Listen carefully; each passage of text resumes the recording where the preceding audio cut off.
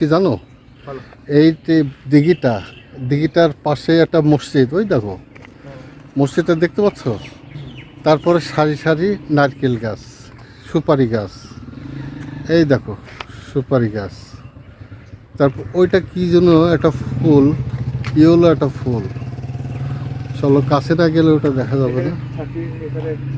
এখানেই থাকতে ভালো লাগছে না জানি, এখানে জ্যোৎস্না রাত্রে তো আরো ভালো লাগে, আমরা জ্যোৎস্না রাত্রে আসবো। পুকুরের মধ্যে ইনশাআল্লাহ, পুকুরের মধ্যে এরকম ছোট ছোট মাছ আছে, এই দেখো চলে গেল। হ্যাঁ অনেক মাছ, অনেক মাছ।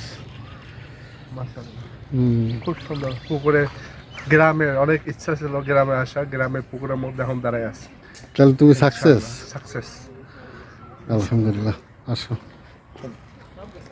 আমার কাছে খুব ভালো লাগছে এই জায়গাটা এসে। আর এখানে বসি, মার্বেল টাইস, বসো। ও শান্তি। তো রাজার মতো লাগছে, কিং লর্ড। খুব সুন্দর লাগছে, এই তো জীবন। আলহামদুলিল্লাহ, খুব শান্তিতে আছে। কেমন লাগছে না? ভালো লাগছে না? মাশাআল্লাহ। আলহামদুলিল্লাহ। চলো রোদ, চলো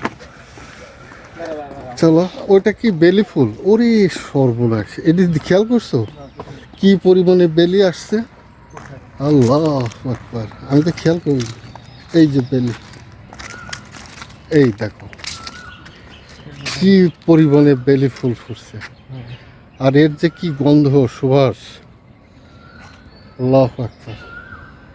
এত পরিমাণের বেলি দেখছো?